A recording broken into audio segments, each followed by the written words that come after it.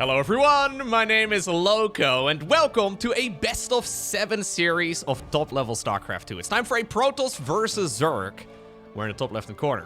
Playing in blue, playing with Protoss. We have none other than Classic, down the bottom right, with the red Zerg pieces. We're looking inside of the main base of Solar. Now, I hope you've got yourselves a drink, because I've got a feeling this is going to be a long one. I mean, it's Solar going up against Classic. Yes, these players do cheese from time to time, and yes, they can have a little bit of early game and mid-game pressure, especially Solar. He likes to go all out with the mid-game aggression every once in a while, but across the board, these are very macro-oriented players, especially Classic. Classic has really been enjoying playing with his food lately. My mom always told me that I shouldn't do that because apparently it's a bad habit or whatever, but Classic does it all the time these days. He may be winning the game and he could just go for one more push, but he doesn't. Instead, what he likes to do is rub a little bit of salt in the wound, take another expansion, and then win about 20 minutes down the line. Maybe it's just the games I've been watching from Classic, but man, does he seem to be a difficult opponent to go up against right now, because he is just an absolute monster in the late game, and he's not afraid to drag every game there if that's what it takes. Not a lot of Zerg players seem to be capable of beating Protoss in the late game. Really, only Serral has been confidently doing it, and, well, as you probably know, Serral doesn't seem to be playing in a whole lot of events right now. So, I wonder what Solar's plan is. Solar does know, right? And that may be the saving grace for this series not being 3 hours long. Maybe it is, I don't know, I didn't check the timing. But Solar, he knows that Classic likes to play the long games, and I want to say maybe half the games that Solar's been playing lately against Protoss, he does go for mid-game timing pushes with, say, for example, Hydraling Bane. He's also very fond of, like, Roach Ravager Queen. He does a lot of aggression when he plays what he probably deems the perfect early game.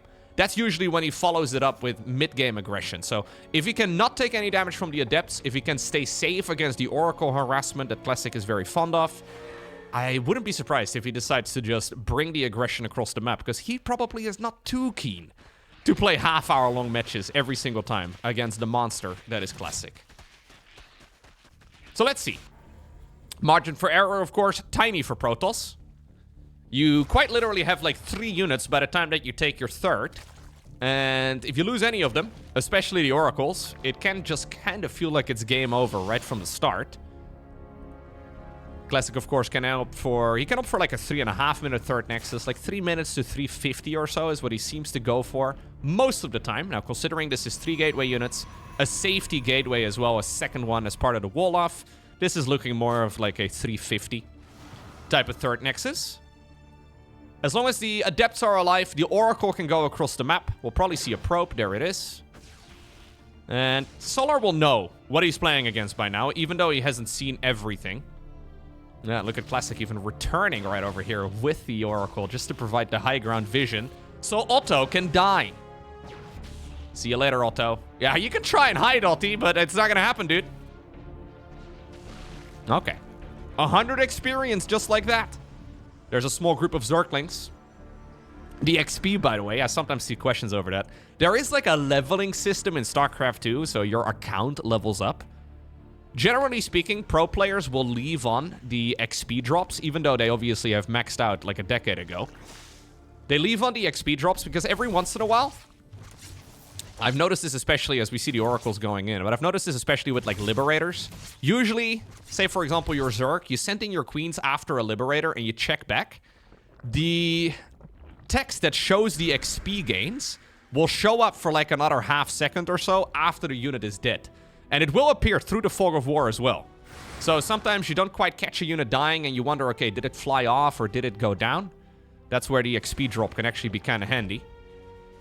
Tiny little margin, of course. Doesn't really gain you much most of the time. But this is nice here for Classic. Going in, getting a little bit of damage in. 5 drones. 5 drones is pretty good. And this may just prevent Solar from actually going for an attack, right? Like, I was talking about mid-game and timing attacks and all the rest of it. Losing 5 drones is certainly not the perfect early game. I think once you go above, like, 5, I always kind of feel like 5 is still acceptable-ish. Once you start losing, like, 6, 7, 8 or so, it becomes a little bit problematic. Sorry for the people that are watching this with Gen Alpha in the room. I did say the numbers in sequence. It was an accident. Okay, Oracle goes down.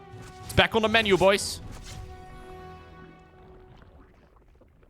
11 drones in total, though, is too much. Yeah, I think it's too much. Okay, Hydra then on the back of this. Evolution Chamber coming up. Blink on the back of this, too, as we have the +1 coming up. Okay, very normal follow-up here from Classic.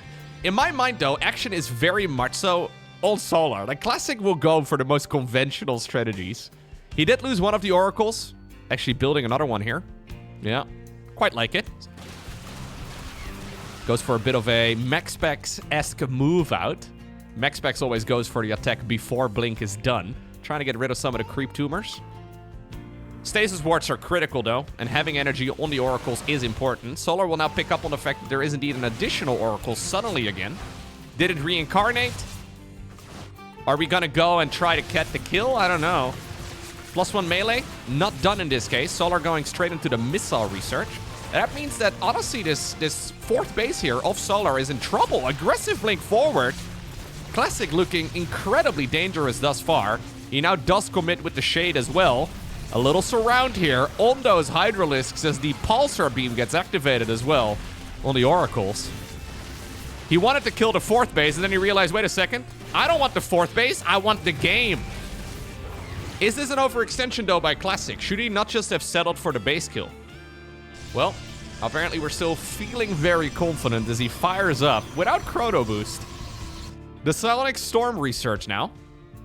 Charge is about 60% of the way done. He's gonna go back in again.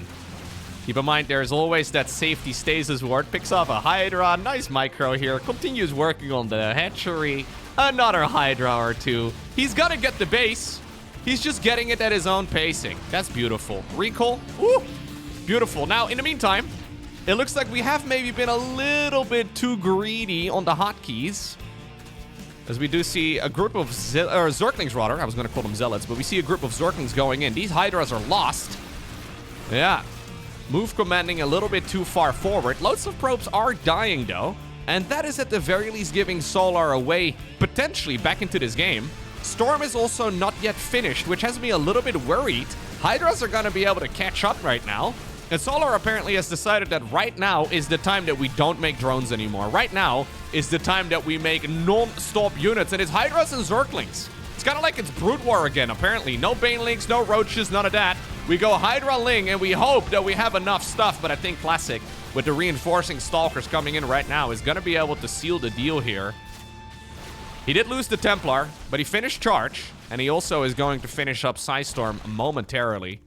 We see a Roach Speed actually queued up here for Solar. He is going for another hatchery down south. But at this point, he doesn't really have a choice other than making units. And I'm not entirely sure if Zerg can really play this out off of a smaller economy.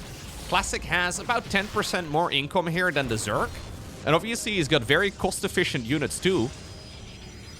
Energy recharge onto the Templar, giving it enough here of a boost to get that Psystorm energy in. I don't think Classic needs to be too aggressive right now, though. He's thinking about making a fourth. Ambitious. Changeling coming over in this direction, too. A handful of drones. It starts up here for Solar, who's now ending up with a Roach Hydra base unit comp. This used to be the gold standard in Wings of Liberty. For a good chunk of Heart of the Swarm as well. Then it kind of fell off. Hydras are the real damage dealers. Zergs figured out that maybe having Zerglings actually as the tank of that party is way better. Because it means that the Hydras can get into a better spot and they're not really going to be blocked by the Roaches at all. But in a wide open area, Roach Hydra is still really strong. I don't think this was Solar's intended play. I don't think this was the original goal. But he ended up there, and sometimes you just got to deal with what you've got. Problem is, though, this Protoss army is still getting better. Roach Hydra is going to max out really quickly, but it's not going to get much stronger from that spot. Classic, though, going for a move out right now. He doesn't know of the Roaches, so he hasn't really started up any sort of Immortal production. If he knew, I think he would go for at least some Immortals right now. He's got to figure it out, though. He sees the Roaches at this point in time. There are some Storms in the mix, too. This hatchery, not going to live for long. couple of storms to get this army to back off, but this is only half the Zerg army. The other half is up north. Solar going in for a counterattack. Here's that recoil yet again, though, and the Templars will live. The Zealots not so lucky. We have one Templar left behind. I think the Zealots probably should be marching home, but Classic is looking at the fight at the third, and he will be able to kill the hatchery down south while pushing away the units up north. What about the counter now, though? Solar's supply count is still booming. He's got a lot of stuff. Protoss needs to try and catch up. The other half of the Zerg army is still nearby. Immortal production now begins. Some probes are falling. Classic actually now also, because of it, falls behind in the worker count. And Roach Hydra, it may be an old school unit composition, but it's still effective. Well, Storm is also very effective when it comes to fighting Hydralisks.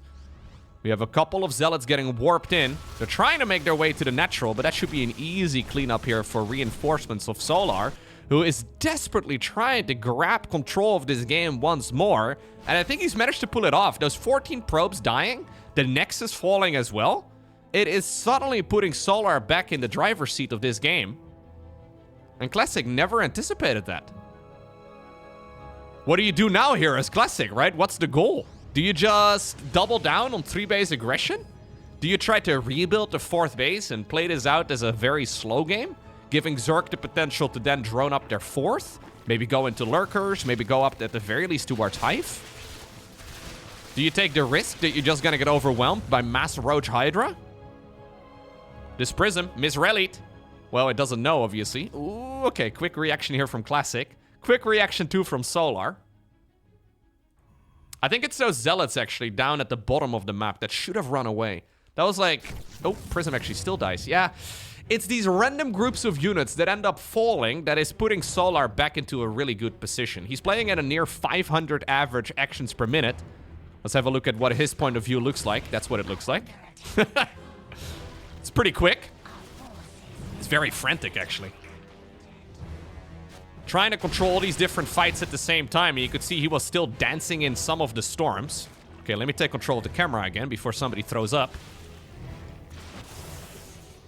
Even with that amount of action, though, it's still easy to accidentally dance in the storm for a little too long. But the multi-pronged aggression here from Solar is excellent, as he's going in for a second kill on the 4th base of Protoss. And this is now do or die for Classic. He can't afford it. Classic is indeed going to lose that Nexus a second time around. Solar's economy has not really been anything to write home about for a long time. But it's good enough. I think it's good enough. Protoss, at this point, probably needs to just go for one final attack. One attack to try and win the game or die trying. Solar's income. Yep, it's consistently better now than Protoss. And I don't really see that change anytime soon. Classic is unable to get a 4th base going, but his 3rd is running low. 3 minutes and 50 seconds or so is when he took this one. It's almost exactly 10 minutes ago. Main base is drying up. Natural expansion is drying up. I think it's time for Classic to go. I'm surprised Solar is out on the map. Solar wants to see if he can maybe buy even more time. Another council on the Nexus. It seems risky, right, to take this fight off creep? Because those storms, those Hydras, they're gonna dance in it way more. But, I mean, the surround is pretty darn good. We get some nice storms as well on the back it is, though, here from Classic. But Solar... I wonder if this is unnecessarily risky. He did deal a lot of damage to the probes. He almost killed the 3rd base, too. Well, that would trigger an all-in regardless, but Classic was already going for it. Solar quickly trying to remax up to a reasonable standard. Okay. And I think ultimately he's still going to be able to take a fight on creep. Ultimately, with the units popping out of their cocoons, I still think this is a good enough position for Solar. But man, a beautiful back and forth. The energy is now running out, right? We have like maybe 3 storms remaining. Corrosive Bile's also connecting. It's bloody. Solar's units are dropping. But I think the amount of reinforcements is indeed going to be good enough. GG gets called as Solar wins the first game of this Best-of-7 series. Next up, we find ourselves on the map Mothership. I think Classic needs to be very careful he does not get dragged into those scrappy games. I think in the straightforward matches, the ones that are a little bit more predictable, Classic is likely the winner between these two. But if Solar can drag the game into all of those little fights, all of those little skirmishes, and use that APM advantage, it's very difficult, I think, for Classic. Like, we just saw Classic bleeding out one too many units. And that's one of the criticisms that you can have of Classic's playstyle. When everything goes according to plan, when he's on reels, you can't really find any mistakes, right? Like, he's just very strong in straight-up matches of StarCraft 2. When everything goes according to plan, Classic is an absolute beast. But when he's forced to, play the less predictable games, when he's forced to, like, play it on just pure mechanics alone, oftentimes I feel like he does fall behind a bit. And that's where other players, like, for example, Hero, where Protoss players like MaxSpecs, are usually a step ahead of Classic. It's easy, though, to accidentally take a couple of balls to the face, or have a misrallied robo facility, or don't pay attention to your prism for half a second. But the Zerg players usually rely on speed. And Solar, well, certainly did so in the previous game. Playing it really nicely, honestly. Honestly, that previous game kind of felt, as we see the Adepts commit. 3 drones is good. 4 drones is really good. 4? Yeah, gets 4. Solar really was behind when he first started the Roach Hydra aggression. But then he, abused some of the mistakes of his opponent. And it worked out nicely. 4 drones is nice, but you do lose, obviously, the extra Adepts, right? And that suddenly leaves this third base wide open. It may force the retreat of... No, actually, the second Oracle is going to be fine. But is this going to force his Oracle to turn on the Pulsar Beam? Probably, maybe? He doesn't want to. It's only 4 links. If this was like 8 links, I think he would have to. Good enough for Classic. Not really anything I can complain about. Evo Chamber quicker this time around for Solar. I think for Solar, if he wants to play those scrappy games, +1 melee early is really nice. It just dials the margin of error for Protoss up to like 11, right? It's really difficult, because a couple of Zerglings run in, suddenly you're in a world of trouble. Yeah, I think this is smart. +1 melee, it hits so hard on the Zerglings. Okay. Charge first. Huh. No blink. Baneling Nest coming up for Solar, so unlikely that we're gonna see Roaches. Zealots, of course, do destroy Lings. But Banelings destroy Zealots. And everything kills Adepts. Sorry, ladies. Now, Archons, they destroy both Banelings as well as Zerglings. It's the circle of StarCraft. Isn't it beautiful? Everything your eye sees will be yours one day. At least that's what the players are aiming for. Otto is gonna commit to another flyby. Tries his very best. He doesn't see much, but everything he sees is very normal. If you would have noticed, though, the Templar Archives, it's a big tell as to what the follow-up is going to be. More often than not, it will be Charge.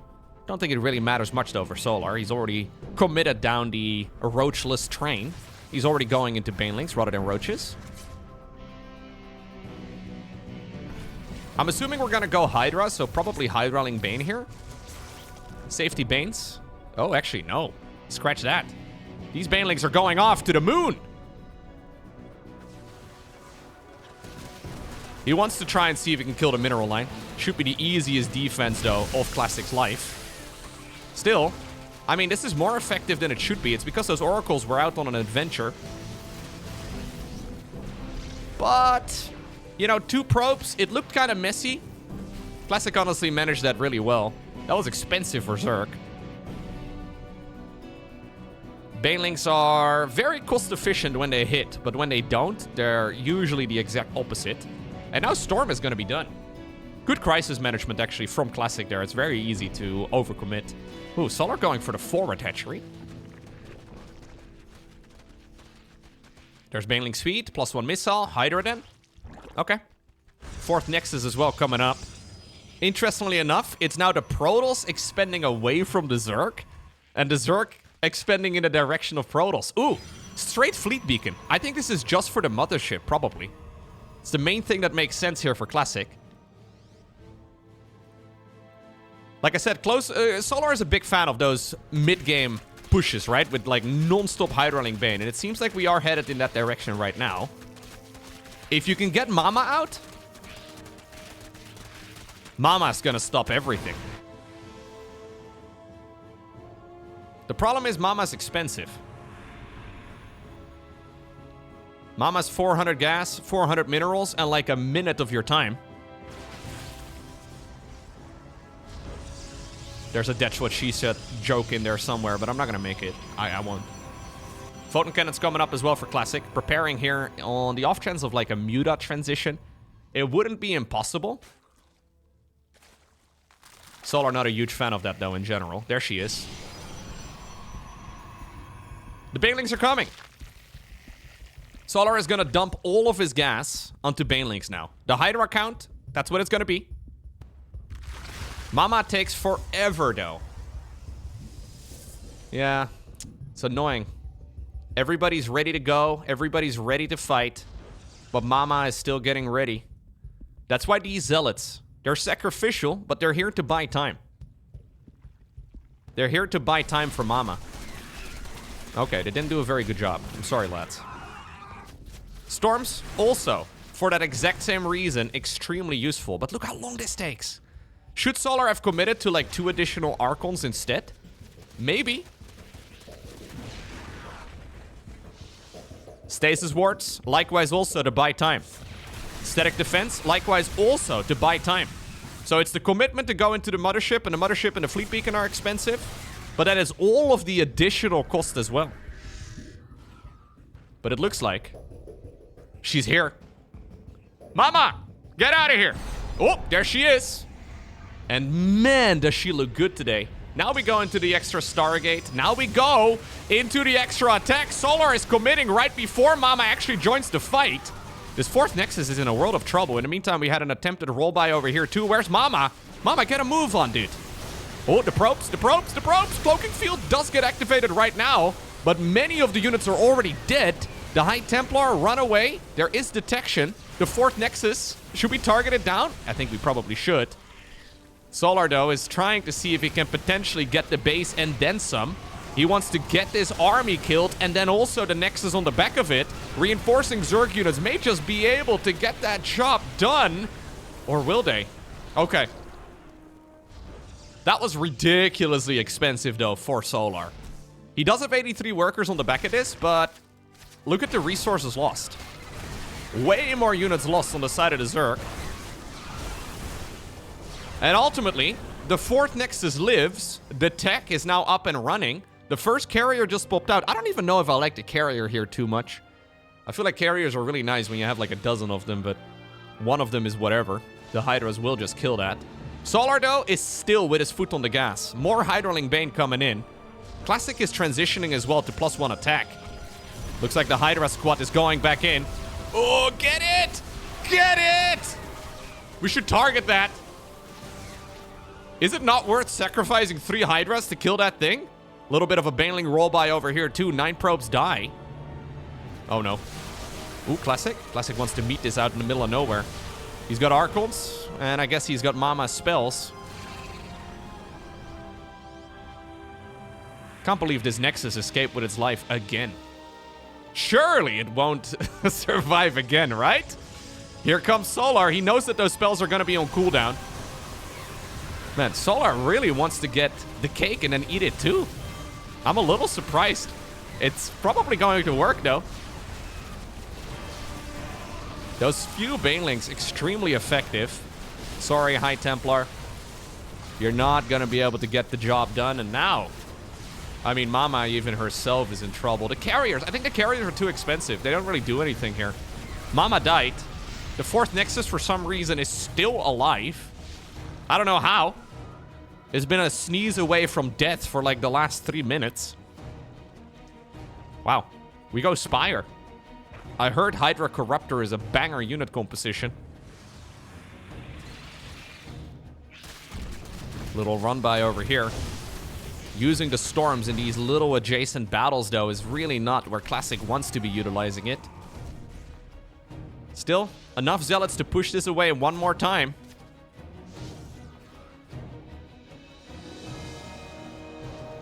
I mean, if the carrier numbers get up to about 6, I think it's okay for Classic. But even then, I don't really love it. We're just about to approach 5. Here we go. The Nexus dice. Corruptors are going to be next. Next here for the Zerg, that is. Not to die. The probes will do that instead. And while this is, again, a very scrappy game, and while this is, again, very close, yeah, Solar is going to be able to get the job done. Classic, I mean, he nearly defended it. And this is why, like, having a perfect execution in the early game makes such a big difference, right? Like, if you have really good macro, it can make the difference between an additional carrier or not here. Now, I'm not to say here that Classic, I mean, I didn't really check for it, but I don't know if there was really any room for improvement in the early game of Classic, but this is why sometimes the early game is kind of overlooked. But just having additional units out is absolutely massive, especially in a game where early on not really that much happened. Solar's feeling good about this, though. 29 probes bite the dust. And even though he's lost more resources in total, if we look at the income graph, this is it, right? Killing those probes is massive. He already was getting about 1,000 resources more for every minute that goes by. So the cost inefficiency is not an issue. Loads of bases, by the way, on the back of this as well for Solar. Solar never transitioning to a hive. This is non-stop lair aggression. I wonder if that's the reason that Classic is still somewhat in this. But Classic must know that he's at this point just waiting for a bunch of corruptors to show up and basically show him the door. And 9 of them are out. Hydraling Bane Corruptor. It's a bit of an oddball of a composition, but I think it will serve just fine. Solar now more than doubling his opponent's supply. At least when I started that sentence. And I think that will be good enough. Ooh, ambitious 4th Nexus. But here comes the swarm on the right. Solar is now playing this out in the way that Classic normally does in this matchup. He is the one playing with his food. Well, here we go. Corruptors will swoop in. They're going to start targeting down the carriers. There's not enough Archons underneath. There's not enough Storms available. GG gets called as Solar gets a 2nd point on the board. Next up, the Celestial Enclave. What do we do? Oh, I gotta disable the button. Ah! Okay, I did it. Whew, thank God. Luckily, I'm a professional. We're not gonna redo that. Absolutely not. Okay, Stargate. Yet again for Classic. Of course, a very macro-focused map. But I think that'll suit Solar just fine. Yeah, Solar's goal so far seems to be to just try and make the games as scrappy as possible. He has lost a bunch of times lately against Classic. So I think this is his solution to the problem. I don't know if it's like the ideal solution, right? But it's clearly very effective against Classic. I think the carriers were a mistake, though, in that previous game. The carriers are really nice, but going carriers on 3-base economy does feel really messy. Obviously, he started them up on 4 bases, but couldn't really hold on to them because he went to the carrier transition. Now, it's going to be a Void Ray first here for Classic. We already have a pylon blocking the worker-only path over here, too. So, Solar is going to be in the dark.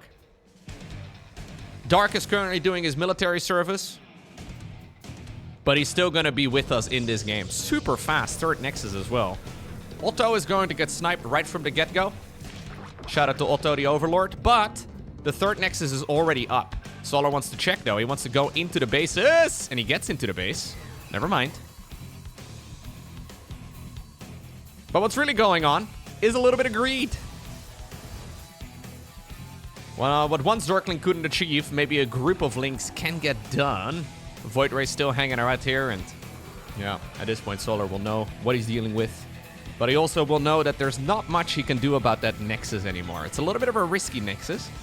If Zerg happens to have, like, say, 12 Lings out on the map, but Solar, not really somebody that does that. Dark, however, is somebody that will have 20 Lings out at this point in the game. It basically prevents Protoss from ever taking a third Nexus this early. Oh, it's a fourth Nexus. Classic has got 4 bases at like 420. Okay. This is insanely risky for Classic. If it works out, his economy is gonna be nuts. Classic is effectively aiming to get like 80 workers or so by like minute 6. Slight exaggeration there, but you get what I'm trying to say. He's also going straight Templar Archives. So we're going 4 Nexus, Templar Archives, and Blink all at the same time. Even a +1 attack is mixed in. Classic has no intention on really being the aggressor. Losing a few probes is really not the end of the world. Okay. Let's see. Solar does not know. That's the problem. Solar has all the freedom in the world, right? So obviously because of the larva mechanic, he can pump out workers way quicker than Protoss ever can. And he's still pumping out a lot of workers. So at least that's nice for him, but he doesn't know about this base. And he can't know because of that, or he can't know of this base because of the fact that, of course, the Overlord got sniped by the Void Ray. Cheeky opener by Classic. Workers are being pumped out now. 4 at a time. Ooh, now we go Spire. Okay. I mean, there's a perfect setup for it here. So this is going to be Roach Ling transitioned into a Muta group. I would imagine, at least. That's the main thing that would make sense. Classic is looking around. Can't really find too much. Obviously, Solar at this point will have seen that it's a Void Ray and then a single Oracle. He's going to pick up on the timing of this Nexus here in just a moment. But you can see it's not even really crossing his mind yet. He's going to look around right now.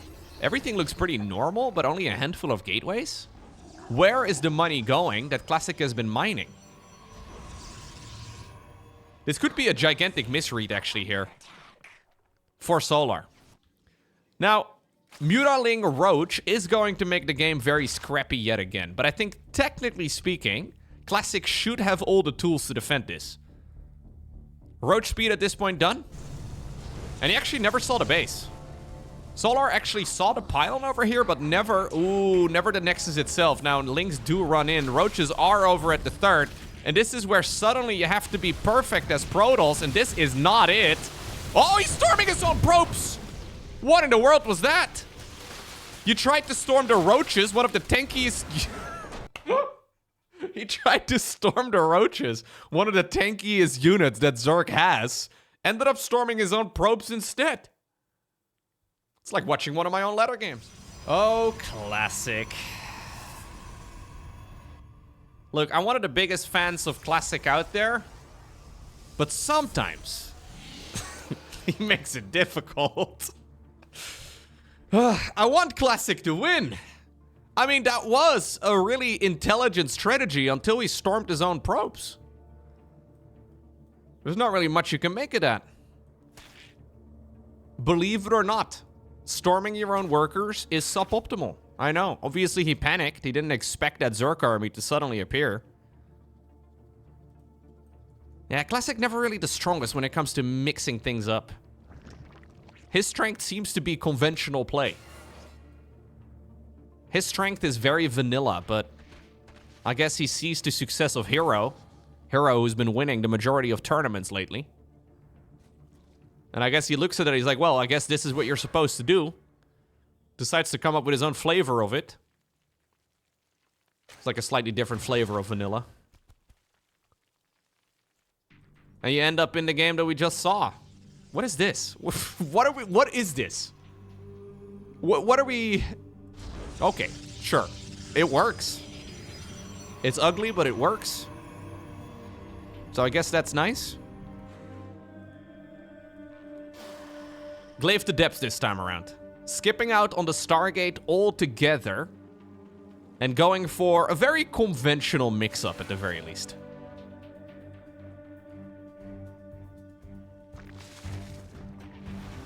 He doesn't want to commit with the Adept. He knows that if he commits with the Adepts right now, they'll die, and obviously they're going to get a big power spike. Problem is, it is match point already for Solar. A 3-0 win at this level, like a 3-0 lead at this level, is almost insurmountable. It happens. We do see a reverse sweep, but I haven't really seen Solar make a lot of mistakes. His early game has been a little bit sloppy. Oh, this is a fake. He's trying to fake the third. Solar is faking right now that he is actually... Or sorry, Classic here is faking that he is going for a third Nexus. He's like, oh no, I'm so bad at the game. The probe died. Actually, I'm not. Mass Adept all in instead. We're on 4 gateways.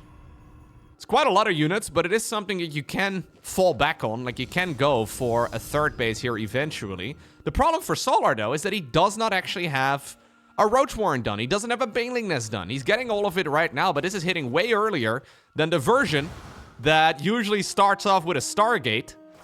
Or a Start Gate, I guess. He does need to get a move on, though. The more time he gives to Zerg, the better it's obviously going to be for Solar. I think you kind of just commit, no? Okay, he wants to go for another Warp in. The Micro on the Spore Crawlers is quite nice. Oh, careful. If you lose the Prism, I think you lose the game. Honestly, considering the circumstances, this is pretty dang good for Solar, but now he commits. And with this many Adepts, the surface area is just too bad for the Lings. The Lings are kind of derping out. Obviously, the Adepts are ranged units.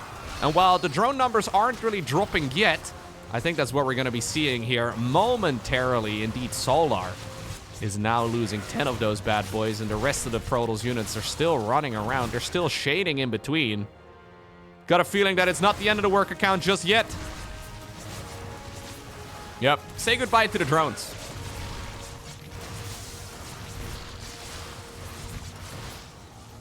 It's an easy punishment, right? But it's also a very risky punishment. There's 1,000,001 ways in which Solar could have blind countered this by accident. Not the case this time around, so Classic is gonna get a point on the board. Next up, Winter Madness. What do you do now if you're Solar? Do you assume we're gonna see more of those weird 2-base all-ins? Do you take your Roach Warren ridiculously early now just to be somewhat safe? Do you commit to some sort of aggression of your own, running at the risk of your opponent going into a Stargate build?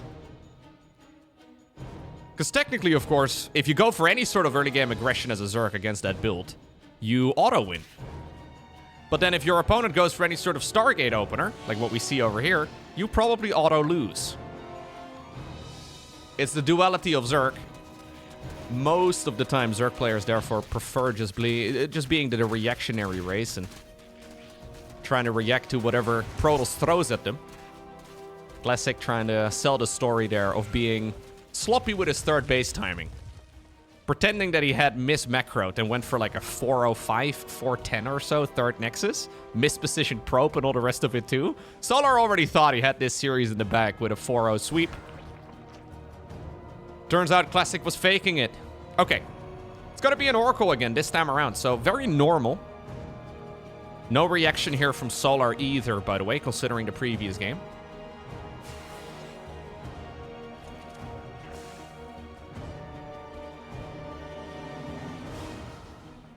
Overlord Scout is going to confirm indeed that the first Oracle is already flown by, and second one is going to be coming up inside of the Stargate. Third Nexus. At about 350. Yep. Clean early game here by Classic. If you see it on the clock before 350, and it's off of the standard 3 gateway units, oof, that was a lot of hull damage taken. It usually means that Protoss is very clean. Now, this is, of course, triple Adept, not double Adept and a Stalker. I think with double Adept and Stalker, you probably hit a little closer to the 350 mark. Either way, it's a nice way to keep track on whether or not Protoss is playing a clean game. Twilight Council, no Forge. Could be Glaives again. I think it is one of the things that will go through Solar's head. Oh, this is nice. Queens are chasing the other one. And this Oracle is gonna not actually deal as much damage as I thought, but it still disrupts the mining for a bit. Okay, cheeky. Very quick Lair this time around for Solar. Much quicker Roach Warren as well this time. So he'll be mostly safe against everything. This is not Glaives, it's gonna be Blink. Forge now, a little bit delayed. At least we see a lot of Protoss players favoring to get both of those structures at the same time, but there's quite a bit of variety. Solar wants to get a cheeky little scout off, doesn't really see too much. Fast fourth hatchery, though. Is this just like a Roach speed opener? Is that what we're going for? Yeah, I guess so. Roach speed, maybe +1 missile? But this is one of those I don't want to die to anything stupid type of builds.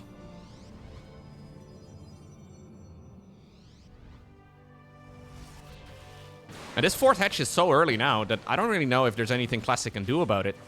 These units are going to get pushed away, the creep is going to be pushed forward, and by the time the Blink Stalkers come in, the creep will already be out far enough. Getting the Oracle, yeah, the Oracles to go back home. Shield Battery Snipe over here is also real good for Solar, who is actually not going for that. He wants to go for what looks like a Queen drop. So, similar to the previous game, this base is fake. I mean, it's just here for larva production. You're not hallucinating. It's real, but it's also not real. It's fake and real at the same time. No, it's really just here for larva generation. He's trying to make sure that they can bring the ladies across the map. Solar, pretty much the only Zerg player that still does this. Yep, there we go. The private jet is preparing. Get the queens ready. We're going on a vacation, I guess. And this is a scary all-in. Like, I think out of all the all-ins that Zerg can go for, this is probably the scariest one.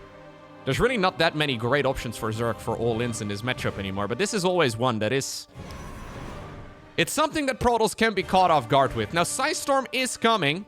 It is nearly done. It will be finished in time, which is big.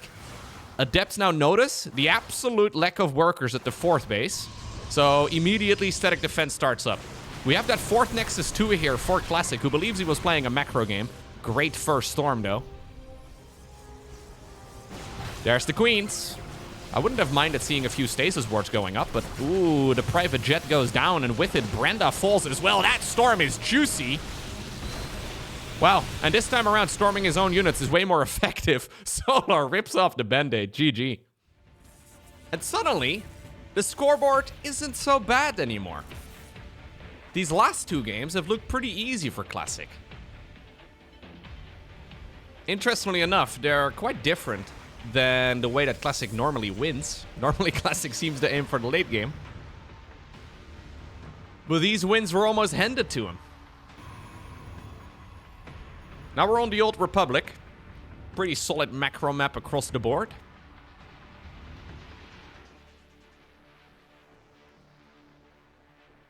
Solar, though, did play right into his opponent's arms. 2 games back-to-back. Storm finishing right at the perfect time there for a Classic really is a game changer. Yeah, Roaches, so Storm deals a flat amount of damage, right? So Roaches are more tanky than Lings and Hydras are. But armor is entirely ignored by all spells in StarCraft 2. So it doesn't matter how much armor a unit has. It's just that Roaches are more beefy units. They just have more health. So it's not like it's useless to storm Roaches. It's just that if your probes are pathing underneath the Roaches, you probably shouldn't be storming them. Yeah, it's still very useful. Storm is rarely a bad choice. Let's put it like that. There's rarely a situation where Protoss is like, dang, I shouldn't have gone Storm. I mean, unless you don't finish the Storm research, right? We see that sometimes in Protoss versus Terran, where they just take longer to produce. Like, the research takes forever, and maybe you should have gone Colossi instead, right? It's just a little quicker to get those going. Colossi are still useful, even without their upgrade, even without their ranged research. High Templar, I mean, feedback is real nice, but not against Roaches, not against Zerglings, not against Hydras. It's more of a commitment, but if you get the research done, well, It hits like a truck. Very conventional build here. Once more for Classic. Third Nexus, very normal. Third Oracle. Is that what we're gonna go for? No, not yet.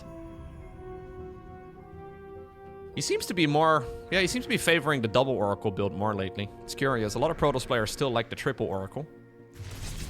Oh. No defense at the third, other than the Queens. Only 2 drones, though. Probably could have had a third. Oh. Okay. 4 is not too bad. It's risky, though, because if you lose these Oracles... I mean, for 4 drones, it's certainly not worth it. The Queens will come knocking at your front door yet again. Solar going back to the tried and true strat. Classic also going back to the strategy that won him game number 4. So we have +1 melee here for Solar. No Roach Warren. Instead, we go Baneling Nest. Baneling Nest before Lair. So this really is just a safety precaution in case it's either a Zealot all-in or an Adept all-in. Well, in this particular instance, it will be Adepts. Zerglings going around the site, delaying all of this. Pulsar beams get activated yet again. Having to activate the Pulsar beam is really quite annoying, though, on these Oracles. Like, these Oracles basically are empty the entire way through now.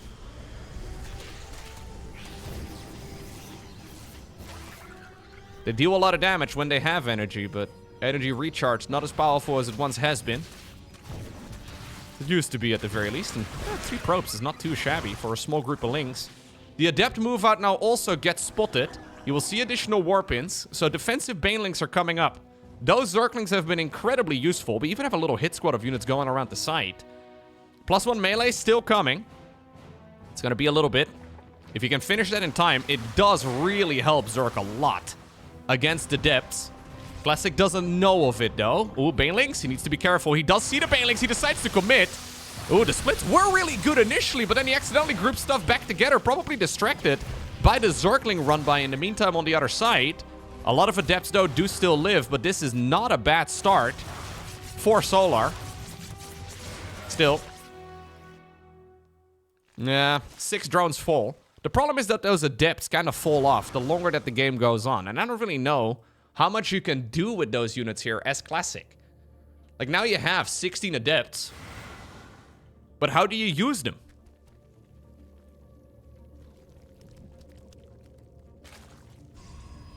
Templar Archives. Hydralisk Den. Both players transitioning to the next stage of this match. Still. Yeah, the Adepts are still going to town. You can't commit into Banelings, right? So easy to accidentally shade in when you're not paying attention, but the Banelings will blow the units up in a heartbeat. Solar trying to see if he can sneak out a round of workers. Mostly just, though, committing here to Hydraling Bane. And I think Hydraling Bane against this type of army is actually quite sick. Charge is coming, Storm is coming, all of it will help out a ton. But it's gonna be a while. Classic actually takes a 4th Nexus. Gets scouted immediately, and I think this is going to make Solar's mind up immediately. What is he going to do? Is he gonna play the macro game off of this? Yeah, he actually continues droning. Okay. So he sees the timing of the 4th of the Protoss player, and then he immediately starts up his own hatchery, and he continues making non-stop drones. So we're in for a macro game now. Oh, this is bad. Oh. Okay. Classic activating his get out of jail for free card. But it takes 2 players to play a macro game, and... well, it seems like Solar has accepted the invitation. Charge is now nearly finished, so is +1, so is Storm, so we may very well see Protoss test the waters. I just don't think he has an army here that can really push. We already have some Banelings waiting up north to deal with a potential Zealot run-by, maybe the Adepts that come in this direction. Solar still, by the way, not going Hive. I thought he was gonna try and play a macro game with like a Lurker Den and Infestation Pit, but he got the drones for it. Didn't actually make the tech. So maybe he will still just commit to a Hydraling Bane all-in. Yet again, just like what we previously saw, Classic is going into a Fleet Beacon. This is just to get the Mothership going. I'm starting to get deja vu from the map Mothership. We've taken a very different road, but it seems like we're ending up in a very similar position. Solar is ready to once more throw the units at the opponent. We have Storms available. We have Banelings ready to go as well. These Banelings cannot deal any damage at all. Okay. Oh, he got the Templar! No way, did he actually get the Templar there in the end? That's nuts. 4 Templar died. Oh, suddenly that opens the door here for this entire Zerg army to just swarm over the 4th. Those Banelings were countered until they weren't. Classic probably looked away. He was busy paying attention to the fight down south, but this is what these engagements look like without Psy Storms. I mean, there's 2 of them. Wow, GG. Gets called immediately. And what was looking like all of the tools in all of the right places at the right time comes crumbling down in just a matter of seconds. That's the strength of Banelings. It's the strength of splash damage in general in StarCraft 2. If you look away for just a moment, and clearly Classic thought, okay, these probes, they're the ones I need to protect. The Banelings are headed for the mineral line. I don't care about anything else.